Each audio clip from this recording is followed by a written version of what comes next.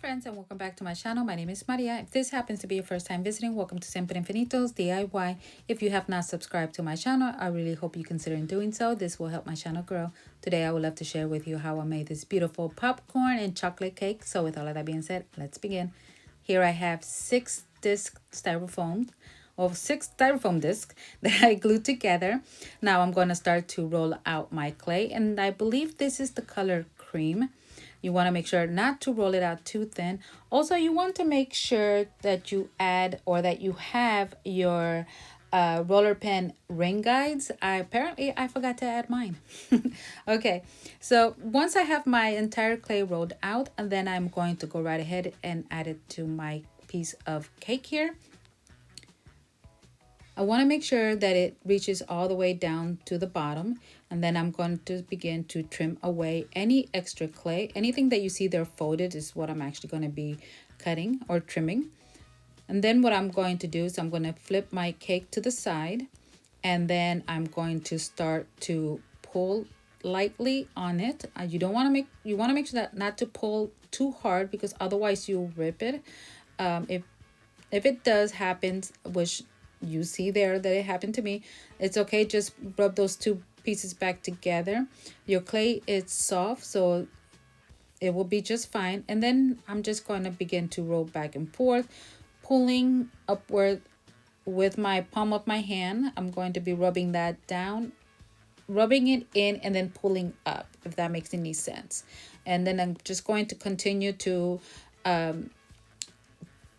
just cut away any extra clay. This will be a little time consuming only because there's a lot of clay there that I want to trim. And then as you can see those lines there, so what I'm doing just with the palm of my hand, I'm just rubbing that down and just rolling back and forth, trimming away any extra clay.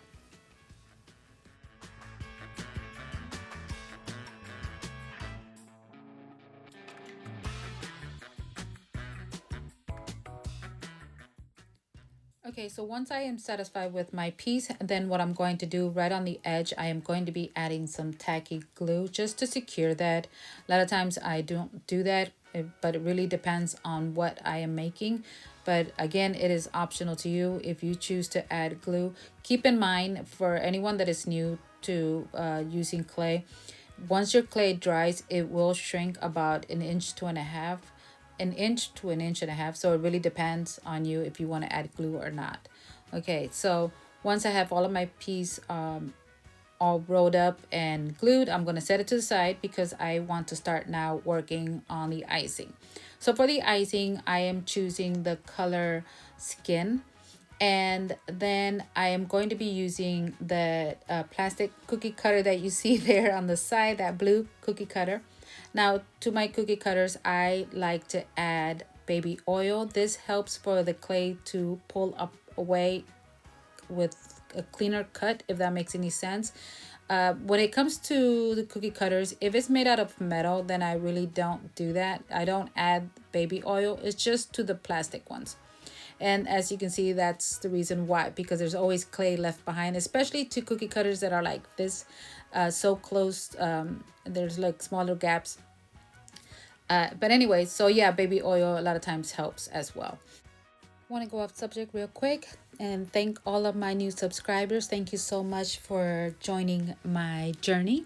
Also, I hope I inspire you to make one of these popcorn and chocolate cakes. If I did, please let me know in the comments down below. I would really appreciate that. And don't forget to share also this video.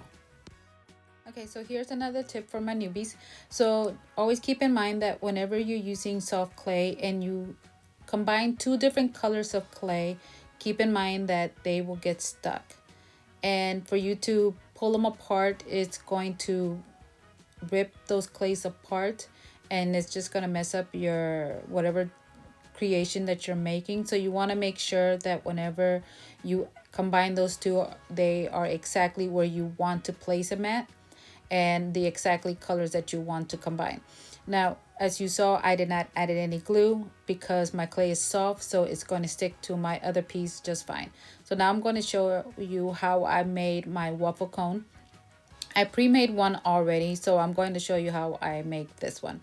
Okay, so here I have a foam sheet, and I'm also going to be using a foam cone. If you don't have a foam cone, this one I got it from Amazon, but if you don't have a foam cone and you don't want to order it from Amazon, they also carry them over at Michael's, I believe, and Hobby Lobby.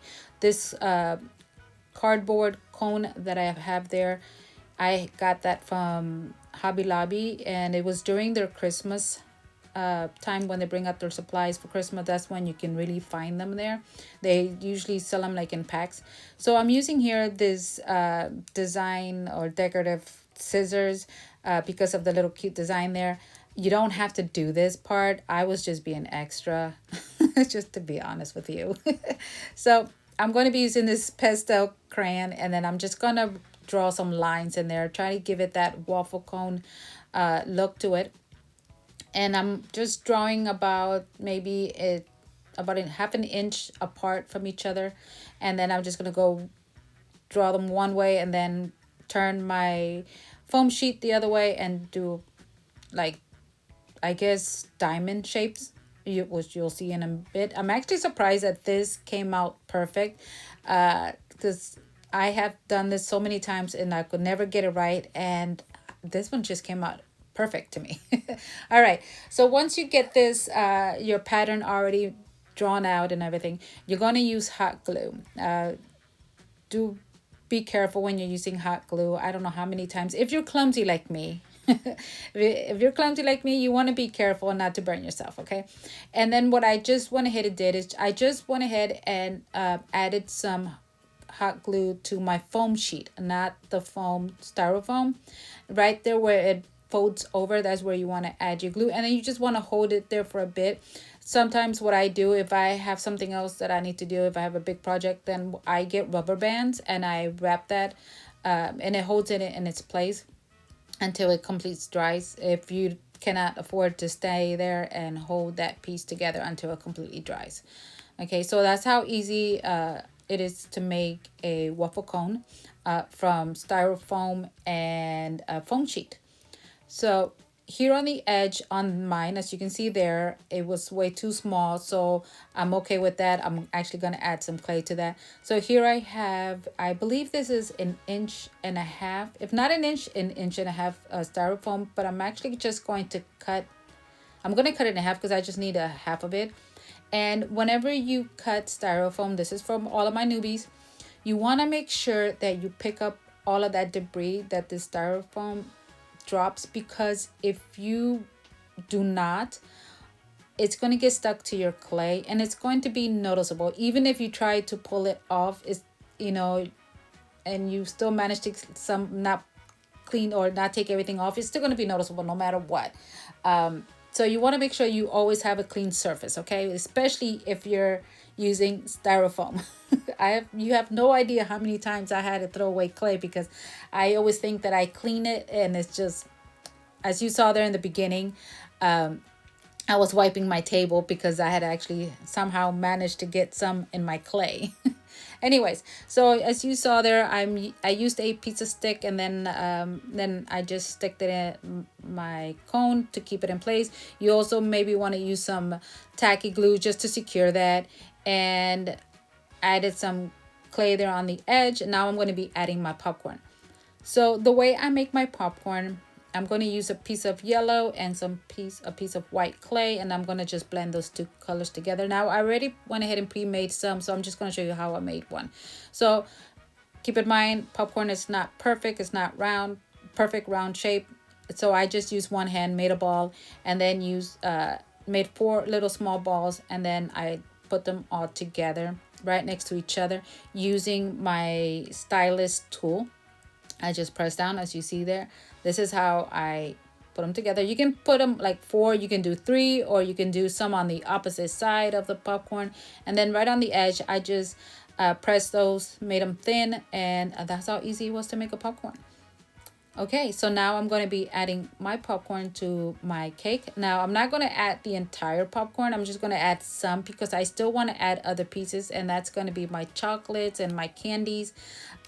So let me show you how I make my candies as well. So I am going to put this to the side, and then I'm going to get my silicone mold, my chocolate silicone mold. And what I like to do, oh, by the way, you might have to use some tacky glue because by the time I was putting my popcorn, some of them were dry and they wasn't holding on their own. So I did wind up using tacky glue. And as you can see there in the corner of the video. Okay, so with this, if you decide to use a chocolate bar with your cake, what you do want to do is that you want to let it dry, and I'm going to show you in a bit why. So when I rolled out my clay on here, it's going to give me a clean back. If you don't care about it, then don't worry about it. But I started to notice that whenever I use my rolling pin to roll out, whenever I'm using add clay in my silicone molds, it gives me a cleaner back.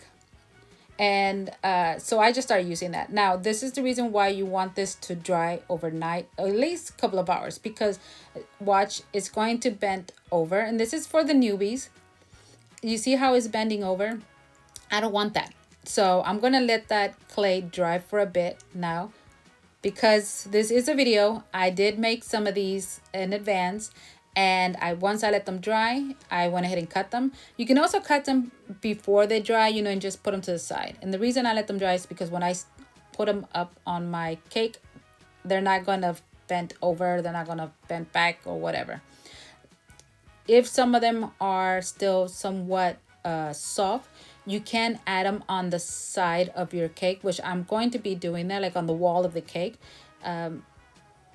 And then yeah, so you see right there, at the corner right there on the side of the chocolate bar, you see with that line there, that's what I noticed if I did not use my roller.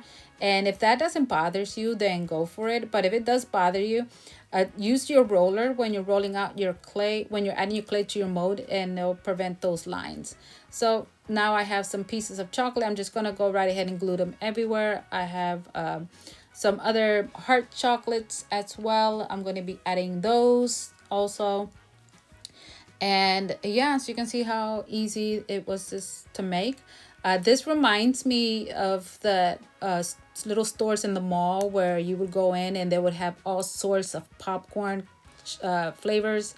I don't know why. It just reminds me of that. We don't longer have that store here, at least not that I can think of. I haven't seen it, but I do remember back in the day, you would go into the mall and then you would have all sorts of flavors. But anyways, my friends, this is the end of the video. What do you think? I really love how this came out. If you're wondering why the chocolates are so shiny, I actually let it dry completely and then I went in and I added some high gloss. But anyways, my friends, I will see you in the next video. So please stay safe, be kind. Until the next time, bye.